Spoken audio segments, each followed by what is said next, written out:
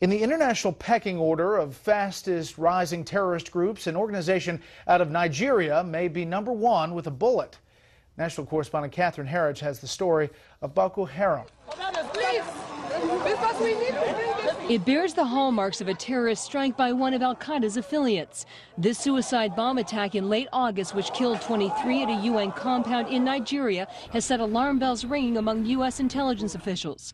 A group called Boko Haram, which translates as Western education is sin, claimed responsibility. And today, these martyrdom videos were released by the Islamist sect in another move taken from al-Qaeda's playbook. We're concerned about the emerging pattern of activity in the continent of Africa. This month, Congressman Patrick Meehan, chairman of the Homeland Security Subcommittee on Counterterrorism, along with ranking member Jackie Speer, urged the Secretary of State to designate Boko Haram as a foreign terrorist organization.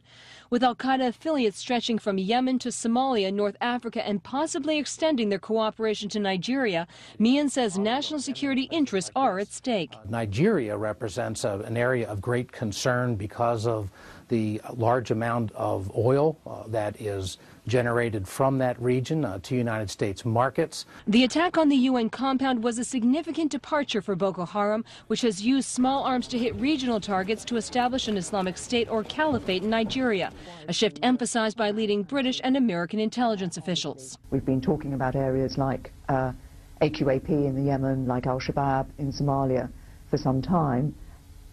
Countries like Nigeria are now countries that we also need to look at.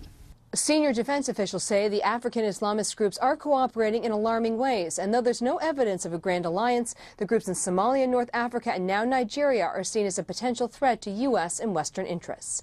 In Washington, Catherine Herridge, Fox News.